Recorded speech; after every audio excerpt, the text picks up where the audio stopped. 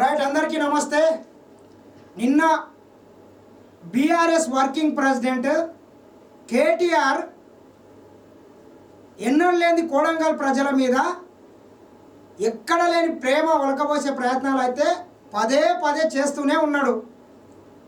ఈ సన్నాసి గత 10 సంవత్సరాల అధికారంలో ఉండి 2018 ఎన్నికలకు ముందు కొడంగల్కి వచ్చిండా. కొడంగల్కి వచ్చి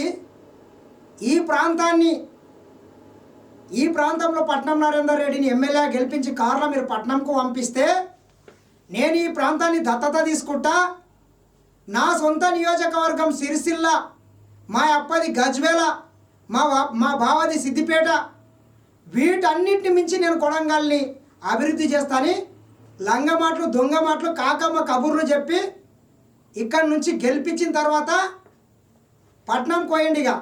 పట్నంకి పోతే ఇక్కడ గెలిచిన ఆయన సోకుల పిల్లగాడు ఈ ప్రాంతానికి ఏం నిధులు తీసుకురాకుండా ఈ ప్రాంతం నుంచి మూటలు ముళ్ళలు కట్టుకొని పట్నం పోయిండు. కానీ అక్కడికి వెళ్ళి ఆయన పీక్కొచ్చింది లేదు, కట్టలు పీకింది లేదు, కట్టలు కట్టింది లేదు.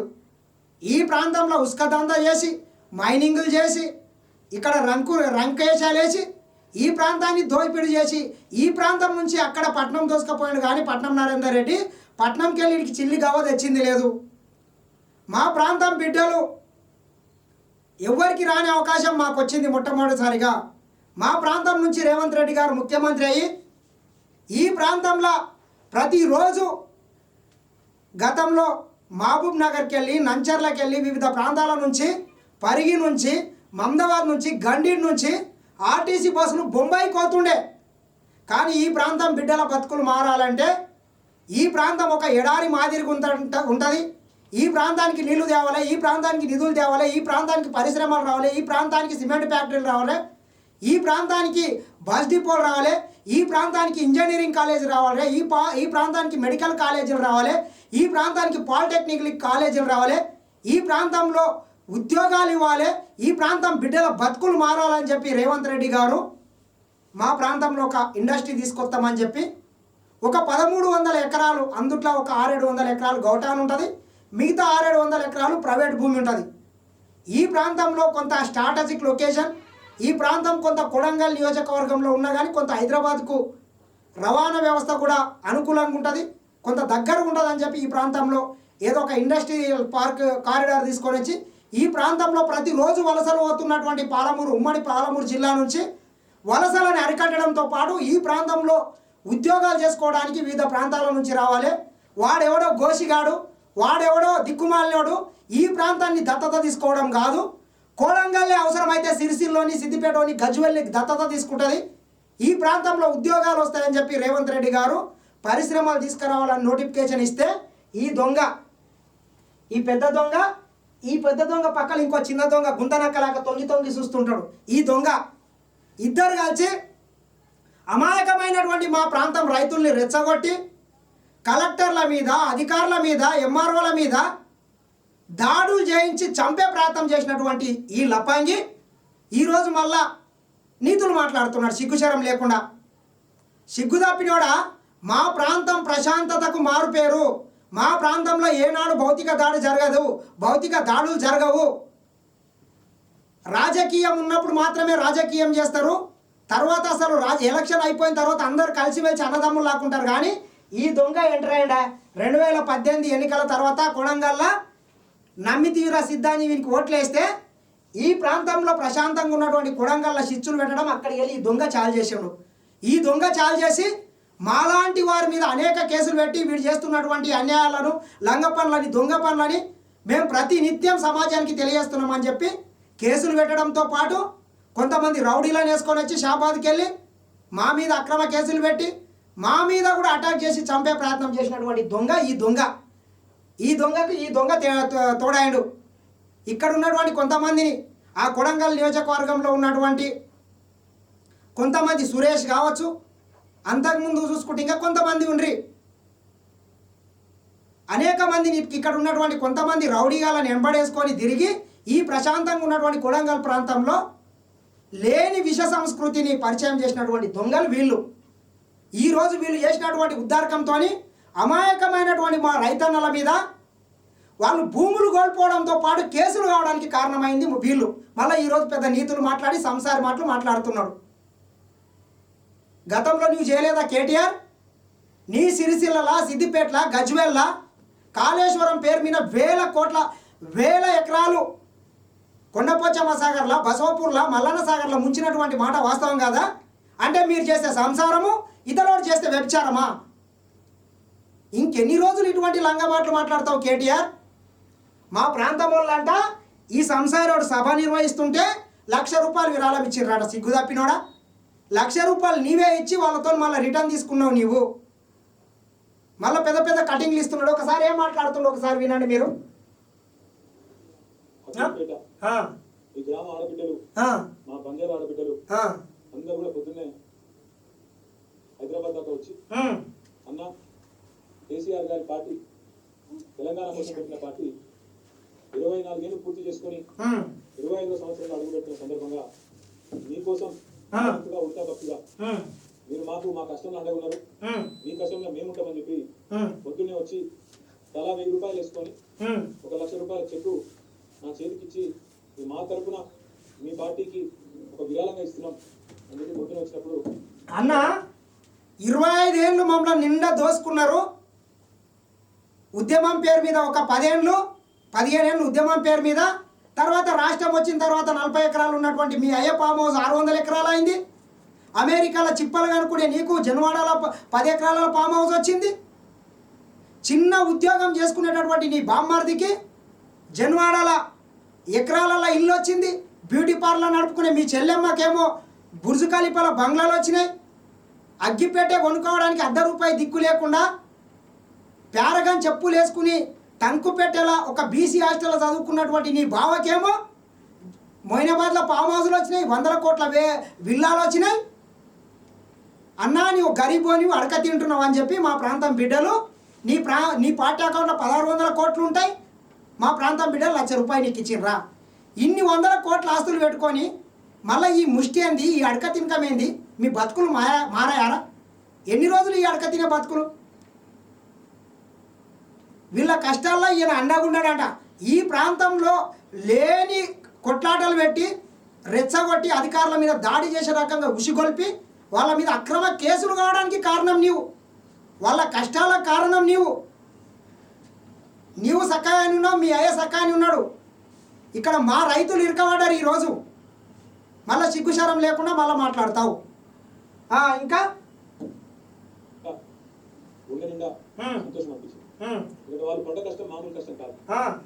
కష్టానికి కారణం కూడా ఎవరు? నీవే కదా. రైతులు అందులో గిరిజనులు ఉన్నారు, ఎస్సీలు ఉన్నారు, బీసీలు ఉన్నారు, అందరూ అందరూ 40 మందిని జైల్లో పెట్టి పూర్తి స్థాయిలో వారిని చిత్రహింసలు చేసి ఒక మనిషి ఎన్ని రకాలుగా శారీరకంగా చిత్రవదలు చేసే అవకాశం ఉంటుందో అన్ని రకాలు చేసి ఆఖరికి వీర్య నాయకు ఛాతీలో నొప్పి వస్తుంది, గుండె నొప్పి ఏమో సార్ అంటే పశువులు గుచ్చుకపోయినట్టు వేడి చేసి తీసుకుపోయి ఆఖరికి మంచం మీద కూడా నికృష్టమైన ఈ ప్రభుత్వం మంచం మీద కూడా సంఖ్యలతో బంధించింది.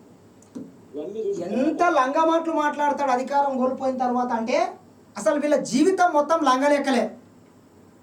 ఎవడైతే హీరే నాయక్ మీద అధికారులు, అక్కడ జైలు సూపరింటెండెంట్ ఎవడైతే కొంత దురుసుగా ప్రవర్తించిండో వాడిని పొద్దుమికెడికల్లా తీసి పక్కన వాడదెంగాడు. వాడు కూడా అక్కడ మీ స్థానిక ఎమ్మెల్యే మీ కొంతమంది ప్రోద్బలంతో ఆ రకంగా చేసి ప్రభుత్వానికి చెడ్డ పేరు తీసుకురావాలని కూడా హీరే నాయక్ మీద ఆ రకంగా ప్రవర్తించడానికి కూడా కారణం మీరు. ఆ రకంగా ప్రవర్తిస్తే ఏం చేసింది ప్రభుత్వం? పొద్దుమికెడికల్లా తీసి పక్కన పెట్టింది. మళ్ళీ సిగ్గు లేకుండా దాన్ని కూడా రాజకీయం చేసి శవాల మీద పేలాలు ఏరక తినే బుద్ధి బంజాయి కేటీఆర్. ఇక్కడన్నా నీ దొంగ బుద్ధి, నీ లత్కోర్ బుద్ధి, నీ చిల్లర బుద్ధి మానుకుంటే బాగుంటుంది. కొంత ఉందాగా ప్రవర్తించు. 10 ఏళ్ళు ఈ రాష్ట్రానికి మంత్రిగా పనిచేసినావు, మీ అయ్యా ముఖ్యమంత్రికి ఉన్నాడు. ఆ హోదాని, ఆ గౌరవాన్ని నిలుపుకో. ప్రజెంట్ నీ ఒక ఎమ్మెల్యేవు. ఏదో వీధి మీద పోయేటటువంటి ఆకురౌడిలాగా, చిల్లరగానిలాగా, తాగుబోతులాగా మాట్లాడితే ఎట్లయితుంది? ఇంకా వాళ్ళు పడ్డ బాధ మా ఆడబిడ్డ భర్తలేమో కేసుల భయానికి అటు ఇటు చెల్లా చెదరైంది. ఎందుకంటే ఎవరి మీద పడితే వాళ్ళ మీద ఇష్టం వచ్చిన కేసు. పాపం వాళ్ళ ఇళ్లలో ఉండే ఆడబిడ్డల మీద దాడి చేసి దారుణాతి దారుణంగా కిరాతకంగా నికృష్టమైన పనులు మానవ మృగాల మాదిరిగా రేవంత్ రెడ్డి ప్రైవేట్ సైన్యం లాగా పనిచేస్తున్న కొంతమంది పోలీసులు వాళ్ళను మొలెస్ట్ చేసిన అసభ్యంగా ముట్టినారు. అసభ్యంగా ఆడబిడ్డల మీద సొంత చెల్లెళ్ళు సొంత కుటుంబ సభ్యులు ఆడపిల్లలు ఉంటారని ఇంగితం కూడా లేకుండా వాళ్ళ మీద ఏ దిక్కులేను కదా అన్నట్టు వాళ్ళ మీద అన్నాడు ఇష్టం వచ్చినట్టు చేతులు వేయడం, తాకకూడని చోట తాకడం, నికృష్టంగా ఇంత ఇంత దిగజారి రాజకీయాలు చేస్తారా మిత్రులారా? ఎవడన్నా గత 10 ఏళ్ళు నీ కింద ఎవరైతే పనిచేసినరో, ఎవరినైతే చెప్పు చేతుల్లో పెట్టుకొని నీవు పని చేయించుకున్నావో అదే పోలీసులు కదా. ఎందుకు వాళ్ళ మీద ఈ రకంగా నిందలేస్తావు సన్నాసి? పోలీసులు ఎవడన్నా ఇంత దిగజారైతే ఎక్కడైనా తాకరాని చోటు తాకిండ్రు అంటున్నావు అంటే అసలు నిన్ను మనిషి అనాలనా ఏమనాలో అర్థమైతే లేదు. ఆ రకంగా ఎవరన్నా ప్రవర్తిస్తారా మిత్రులారా? పోలీసు వాళ్ళ మీద లేనిపోని నిందలేస్తే మా పోలీసు అన్నలు ఎందుకు కూకుంటున్నారు? ఈ రకంగా మీ మీద లేనిపోని నిందలేస్తే లాగుల తొండలు ఇడవాలి చక్కగా అవుతాడు. ఈ రకంగా మాట్లాడితే అసలు ఏమనాలి? నీ రాజకీయ స్వార్థం కోసం అసెంబ్లీ ఎన్నికలలో 39 సీట్లు ఇచ్చిండ్రు, పార్లమెంట్కి వచ్చే వారికి గుండు సున్న పెట్టిండ్రు. ఇక రాబోయేటటువంటి పంచాయతీగా ఎమ్మెల్సీ ఎన్నికలలో అయితే అసలు క్యాండిడేట్ పెట్టుకునే దిక్కు లేకుండా అయినరు. రాబోయేటటువంటి పంచాయతీ ఎన్నికలలో 10-15 సీట్లు రావాలని చెప్పి ఈ రకంగా దిగజారుడు మాట్లాడి మా అమ్మలక్కలు ఇల్వ ఇజ్జత్ తీస్తున్నావు. తాకకూడని చోట్ల తాకిండ్రంట. ఆ అలవాట్లు అటువంటి బుద్ధులు మీ పార్టీలో ఉన్నటువంటి లంగలకు దొంగలకు ఉంటాయి. గతంలో మనం చూడలేదా? ఇసుక ట్రాక్టర్లు అక్రమ ఇసుక ధరలు ఇస్తున్నారని చెప్పి ఒక ఎంఆర్ఓ గారు ఇసుక ట్రాక్టర్కి అడ్డం వస్తే నీ ఎమ్మెల్యేలు ఆ ఎంఆర్ఓ మీదకి వెళ్ళి ఇసుక ట్రాక్టర్లు ఎక్కించినటువంటి చరిత్ర మనం చూడలేదా మిత్రులారా? ఈ కాంగ్రెస్ పార్టీ అధికారంలోకి వచ్చిన తర్వాత ఆ రకంగా ఎప్పుడైనా మనం ప్రవర్తించినామా?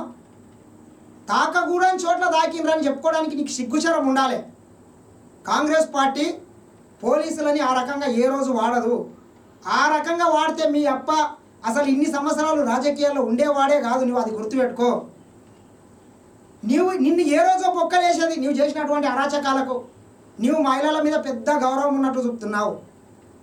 మహిళల మీద నీవు 10 ఏళ్ళ అధికారంలో ఉండి నీ జన్వాడ ఫామ్ హౌస్లో ఎటువంటి రంకేశాలు వేసింది మనం చూడలేదా? ఈరోజు కూడా నీ బంధువులు కొంతమంది ఫామ్ హౌస్లలో రేవు పార్టీలు చేసుకుంటున్నారు. డ్రగ్స్తో మీ ఇంట్లో డ్రగ్ తాగినోడు దొరికిపోయాడు ఉగాది పండుగ సందర్భంగా, దీపావళి సందర్భంగా. మళ్ళీ నీకు మహిళల మీద ఎక్కడ లేని గౌరవం ఉన్నట్లు చెప్తావు సిగ్గుశరం లేకుండా. తక్షణమే నీవు చేసినటువంటి వ్యాఖ్యల్ని ఉపసంహరించుకో. మా పోలీస్ అన్నలు, మా వికారాబాద్ పోలీసులు ఏ రోజు ఆ రకంగా ప్రవర్తించలేదు సన్నాసి. అటువంటి బుద్ధి, అటువంటి సంకుచిత స్వభావం నీకుంటుంది, నీ పార్టీ వాళ్ళకు ఉంటుంది. లంగ పనులు చేసేవానికి ఉంటుంది, దొంగ పనులు చేసేవానికి ఉంటుంది, రంకు రాజకీయాలు చేసేవానికి అటువంటి బుద్ధి ఉంటుంది. కానీ కాంగ్రెస్ పార్టీకి కానీ ముఖ్యమంత్రి రేవంత్ రెడ్డికి కానీ ఎప్పుడూ అటువంటి ఆలోచన ఉండదు. నీ రాజకీయాల కోసం మా మహిళా మనులను కించపరిచే విధంగా మాట్లాడుతున్నావు బిడ్డ నీవు.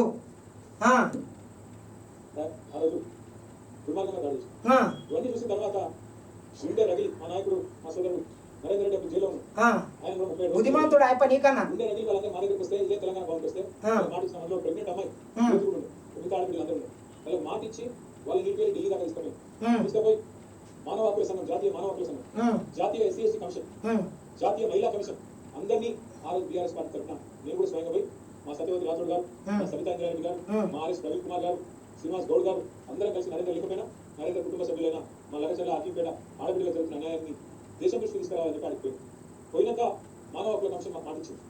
మేము తప్పకుండా విచారించాం. ఇచ్చిన మాట ప్రకారం దేశంలో ఇంకా న్యాయం బతికే ఉన్నది, దేశంలో ధర్మం బతికే ఉన్నది, ఇంకా మానవత్వం కూడా మిగిలే ఉన్నది అనే విధంగా వాళ్ళు నిన్న ఇచ్చిన రిపోర్టు మాతో పాటు మా ఆడపిల్లలందరికీ కూడా ఎంతో కొంత ఉపశమనం కలిగించిందేమో నేను అనుకుంటాను. స్పష్టంగా చెప్పినారు. మొన్న మీరు చూసి హైదరాబాద్ సెంట్రల్ యూనివర్సిటీలో ఈ దుర్మార్గ ప్రభుత్వం రేవంత్ రెడ్డి నాయకత్వంలో ఫైనాన్షియల్ ఫ్రాడ్ కి పాల్పడ్డది.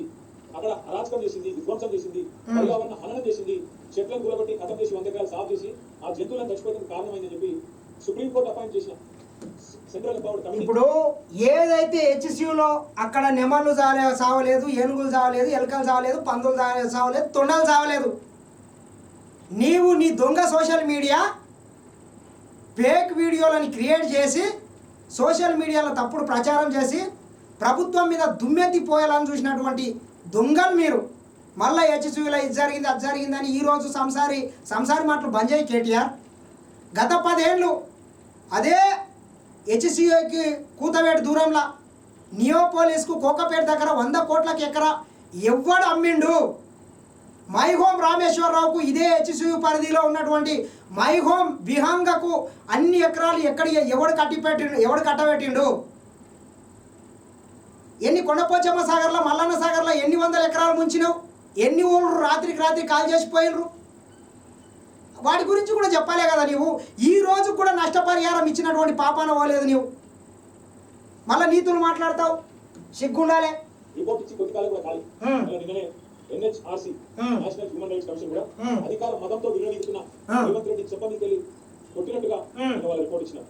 వాళ్ళు స్పష్టంగా చెప్పినారు, ఆడబిడ్డల మీద అన్నాడు జరిగిన దాడి, అమాయక గిరిజన సోదరుల మీద గిరిజన రైతుల మీద జరిగిన దాడి, కాంగ్రెస్ చేసిన అరాచకం, రేవంత్ రెడ్డి ప్రైవేట్ సైన్యంలాగా పనిచేస్తున్న పోలీసులు చేస్తున్న అరాచకం గురించి స్పష్టంగా NHRC రిపోర్ట్ లో ప్రస్తావించింది, యాక్షన్ తీసుకోమని చెప్పింది. సాక్షాత్తు రిటైర్డ్ సుప్రీంకోర్టు జడ్జి నాయకత్వం వహించే NHRC మానవ హక్కుల కమిషన్ ఇవాళ రేవంత్ రెడ్డి సర్కారు వారి వ్యవహారాన్ని జరిగిన పైశాచిక పర్వాన్ని తీవ్ర స్థాయిలో తప్పుపట్టింది. క్షేత్ర స్థాయిలో కూడా పర్యటించింది NHRC. కేవలం వీళ్ళ రిపోర్టింగ్లే వచ్చి అన్ని వాస్తవాలు తెలుసుకున్నారు. అది కడుగున మానవ హక్కుల ఉల్లంఘన జరిగింది అని కుండబద్దలు కొట్టి మరి స్పష్టంగా చెప్పింది. ఎవరో ఫార్మాస్యూటికల్ కంపెనీ కోసం అల్లుడు కుదరంటున్నారు, అల్లుడుదో గిల్లుడుదో తెలియదు, కానీ ఎవరి కోసమో పేద రైతుల భూమి తెచ్చుకునే ప్రయత్నం. ఇప్పుడు ఫార్మాసిటీ గురించి నీవు చెప్తున్నావు సన్నాసి. ముచ్చెర్ల దగ్గర ఫార్మాసిటీ కోసం దాదాపు 18,000 ఎకరాల భూమిని సేకరించిన మాట వాస్తవం కదా? ఆ ఫార్మాసిటీలను పరిచయం చేసిందే మీరు కదా. మళ్ళీ ఈరోజు ఎందుకు నీతులు మాట్లాడుతున్నావు? అంటే నీవు చేస్తే సంసారం, ఇతరుడు చేస్తే వ్యభిచారమా? ఈ రాష్ట్రానికి ముఖ్యమంత్రిగా మాత్రమే కాదు రేవంత్ రెడ్డి గారు, ఎమ్మెల్యే ఉన్నాడు, రాష్ట్రానికి హోంమంత్రి కూడా ఆయన. పోలీసులు చేసిన దౌర్జన్యం ఆయన 3 రకాల బాధ్యత తీసుకోవాలి. స్థానిక ఎమ్మెల్యేగా సిగ్గుపడాలి, పోలీసుల దౌర్జన్యం. రాష్ట్ర హోంమంత్రిగా నిజంగా సిగ్గు ఇచ్చేటుంటే ముక్కు మీద రాయాలి. రాష్ట్ర ముఖ్యమంత్రిగా నీకు సిగ్గుంటే రాజీనామా చేయాలి. NHRC చెప్పిన తర్వాత రాజీనామా చేయాలి. మళ్ళా నీ ప్లాన్ మొత్తం కూడా ముఖ్యమంత్రి గారు రాజీనామా చేయాలి. ఆ సీట్లో మళ్ళీ మీ అప్పని తీసుకొచ్చి కూర్చుని పెట్టాలి. ఆ ప్రగతి భవన్లో రోజు ఫుల్ బాటిల్ కాల్ చేయాలి. ఇదే కదా మీ ప్లాన్ అంతా. 10 ఏళ్ళు ఈ రాష్ట్రాన్ని పరిపాలించి దున్నపోతులాగా దోసుకొని 100,000 కోట్ల రూపాయలు మీ ఆస్తులు పెరిగినాయి. 7 లక్షల కోట్లు తెలంగాణకు అప్పులు మిగిలినాయి. చిప్ప చేతికిచ్చిండ్రు. మళ్ళీ ముఖ్యమంత్రి రాజీనామా చేయాలంటే ఎందుకు రాజీనామా చేయలే? 24 గంటలు మీరు చేసినటువంటి విధ్వంసాన్ని ఒకటి చక్కబెట్టుకుంటా, మీరు చేసినటువంటి అప్పుల కుప్పలకు మిత్తులు కట్టుకుంటా, ఈ రాష్ట్రాన్ని గాడిన పెట్టుకుంటా 24 గంటలు ప్రజలకు అందుబాటులో ఉండి రోజు 18 గంటలు అలుపెరగకుండా పనిచేస్తుంటే ఈ ముఖ్యమంత్రి రాజీనామా చేయాలంట. ప్రతిపక్ష నాయకునిగా మీ అప్ప ప్రతి నెల 5 లక్షల రూపాయల జీతం కింద దొబ్బిపోకుండా ఆ ఫామ్ హౌస్లో వండుకుంటా ఎంజాయ్ చేస్తున్నాడు. మీ అప్పనేమో పరిపాలన చేయాలంట ఫామ్ హౌస్లో వండుకొని. ఈడ 24 గంటలు ప్రజల కోసం రాత్రి పగలు కష్టపడుతుండే వ్యక్తి ఏమో రాజీనామా చేయాలంటే ఎట్లున్నా చూడండి. అప్పుడు మీ అప్ప అధికారంలో ఉంటే ఇక నీవేమన్నా చేయొచ్చు అన్నట్ల. నీవు ఆడిందే ఆట, పాడిందే పాట. నీ ఫామ్ హౌస్లో ఏం చేసినా ఇప్పుడు ఇబ్బందులు ఎదుర్కొంటున్నావు. అదే మీరు అధికారంలో ఉంటే ఏదైనా చేసుకోవచ్చు అన్నట్ల. అది మీ ప్లాను.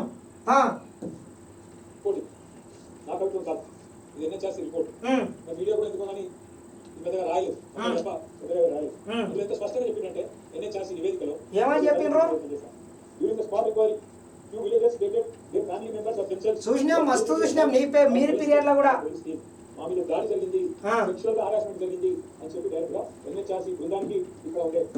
ఇప్పుడు ఈ సన్నాసి గత 10 ఏళ్ళ అధికారంలో ఉంటే అదే కలెక్టర్లు, అదే ఎంఆర్ఓలు, అదే ఆర్డీఓలు, అదే సబ్ కలెక్టర్లు, అదే జాయింట్ కలెక్టర్లు ఈయన కింద పనిచేసిండ్రు. వాళ్ళని చంపే విధంగా రాళ్లతోని కర్రలతోని దాడులు చేసి కార్ల అద్దాలు వలగొడితే మొత్తం మీడియా ప్రూఫ్స్ ఉన్నాయి. దాని గురించి ఏ రోజు మాట్లాడలేదు. కానీ లేనిది అబోధ కల్పన కింద క్రియేట్ చేసి మా మహిళా మనులని, మా సోదరి మనులని కించపరిచే విధంగా వాళ్ళని తాకరాని చోట్ల తాకిండ్రు. వాళ్ళ మీద లైంగిక దాడి చేసిందని ఈ రకంగా చిల్లర మల్లర ప్రకటనలు చేస్తే అసలు ఎంతవరకు కరెక్ట్ ఆలోచన చేయండి.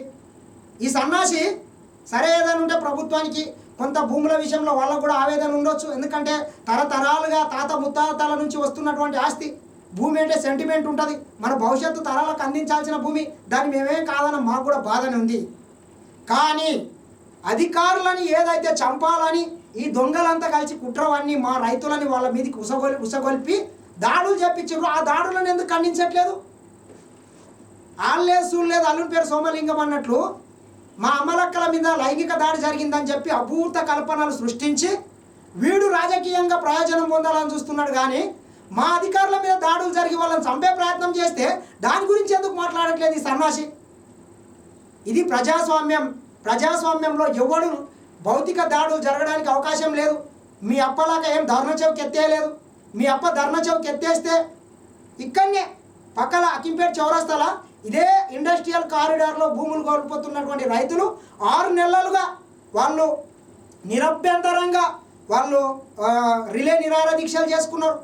ఇంద్ర పార్క్ దగ్గర ధర్నా చౌక్ ఓపెన్ ఉంది, అక్కడ ప్రజాస్వామ్యయుతంగా చేసుకోవచ్చు. వాళ్ళ డిమాండ్లు వాళ్ళకి ఇంకేమైనా కావాల్సినవి ఉంటే ప్రభుత్వం ద్వారా చర్చించడానికి అవకాశం ఉంది. కానీ ఈ సన్నాసులు ఎంటరాయి, ఈ దొంగ ఎంటరాయి అదే రోటిబండ తండాల పుర్చలకుండ తాండాల లగచర్ల పర్యటించుకుంటా ఎవడొస్తాడో రమ్మన్, అవసరమైతే సంపుండి కొట్టుండి నరకుండి అని చెప్పి రెచ్చగొట్టి అమాయకమైనటువంటి మా అధికారుల మీద దాడులు చేపించి ఈరోజు రైతుల మీద కేసులు కావడానికి ప్రత్యక్షంగా పరోక్షంగా కారణమైంది వీళ్ళిద్దరు. ఈ కుట్ర మొత్తం ఎక్కడ జరిగిందా అంటే నందినగర్ ఈ పటేల్ ఈ దొరవారి ఇంట్లో జరిగింది. వీళ్ళిద్దరు కలిసి భోగమోని సురేష్ అనేటటువంటి ఒక వ్యక్తిని అడ్డం పెట్టుకొని ఆ వ్యక్తి ద్వారా ఈ రకంగా ప్రేరేపించి అధికారుల మీద దాడులు చేపించినటువంటి మాట వాస్తవం కదా. ఎందుకు అధికారుల మీద దాడులు జరిగిన దాని మీద కూడా మరి నేషనల్ హ్యూమన్ రైట్స్కి ఎందుకు వెళ్ళలేదు? ఈ దాడి తప్పని ఎందుకు ఖండించలేదు?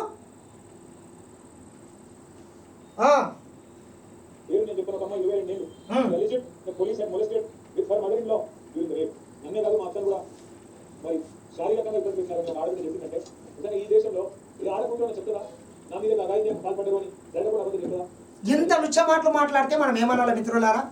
పాప అమ్మాయి గర్భవతి ఉంది, 9 నెలలు నిండు గర్భవతి ఉంది. ఆమె ఈ ఇన్సిడెంట్ అయిన తర్వాత ఒక వారం రోజులకు 10 రోజులకే ఆమె డెలివరీ కూడా అయింది, ఒక పాప జన్మించింది ఆమెకు. ఆ పాప మీద లైంగిక దాడి జరిగిందని ఈ దుర్మార్గుడు ఏ రకంగా చెప్తాడు? ఇంత దిగజారు రాజకీయం చేస్తే అసలు ఏమనాలి మీరు ఆలోచన చేయండి. అసలు ఏ అవగాహన ఉన్నాడన్నా, ఎంత సోయి తప్పినోడన్నా అటువంటి పనులు చేస్తారా మిత్రులారా?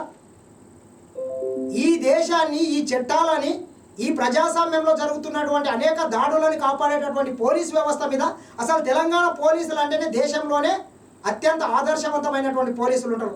అక్కడక్కడ కొంతమంది చీడపురుగులు ఇటువంటి వాళ్ళు ఉండొచ్చు, మేము కాదనలేం. కానీ వాళ్ళ మీద ఈ రకంగా నిందలేస్తున్నాడు అంటే అసలు ఏమనాలి? లైంగిక దాడులు జరిగినాయంటే అసలు ఏమనాలి మీరు చెప్పండి? ఆడపిల్ల ధైర్యం ముందుగా చెప్తారా? ఎంత దౌర్జన్యంగా, ఎంత దౌర్భాగ్యంగా, ఎంత కిరాతకంగా, ఎంత పాశవికంగా రేవంత్ ప్రభుత్వంలో దీన్ని బట్టే చెప్పొచ్చు. ఇంకొక అమ్మాయి షీ అలిజెడ్ వీళ్ళని కావాలని ప్రొడ్యూస్ చేస్తుంది. అలిజెడ్ police sorted of user and she suspend injury I నా ఎడమ తొడ మీద దెబ్బలాంటి తొడ మీద కొట్టారు ఆడపిల్లలు. ఇదేనా ప్రభుత్వాలు వ్యవహరించాల్సిన పద్ధతి?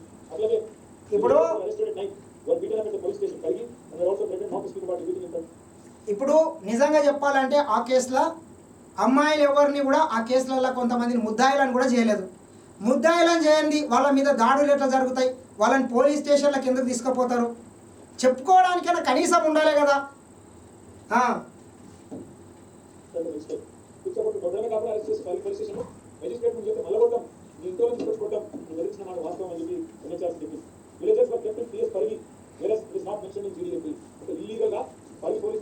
కొట్టినారు అని చెప్పి అది ఎంట్రీ కూడా లేదు బుక్స్ లో అని చెప్పి కూడా many people were never respond not vent any protest and they land government not people people A police arrest people. ఆ రోజు ఆ ఘటన జరిగినప్పుడు అక్కడ లేకపోయినా, భూములు పోకపోయినా ఆ సంబంధమైన రైతులను కూడా మీరు పట్టుకొచ్చినారు, కొట్టినారు అని చెప్పి కూడా 100కు 200% నిజంగా చెప్పాలంటే ఈ ఘటనలో భూములు పోయేటోళ్ళ కన్నా భూములు కొనోళ్ళ బాధ ఎక్కువైంది.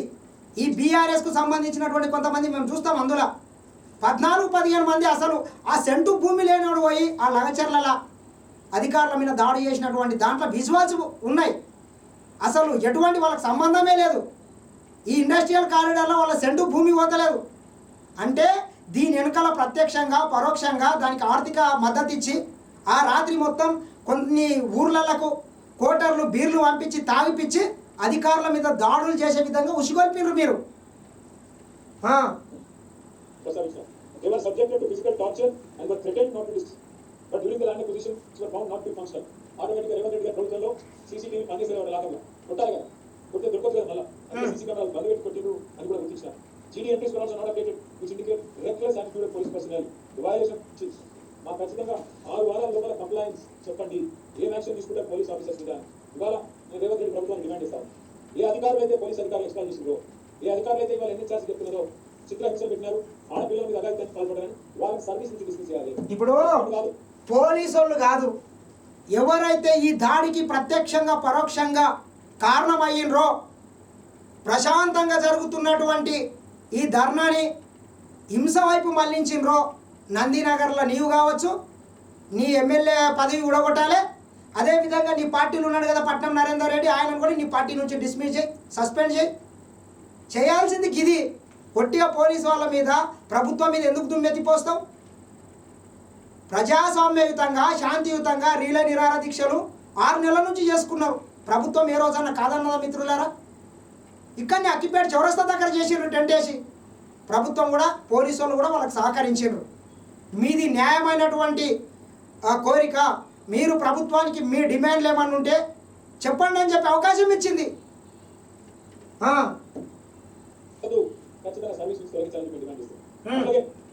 నిన్ను కూడా తొలగించాలి, నీ ఎమ్మెల్యే పదవి మీరు కూడా కొట్టాలి.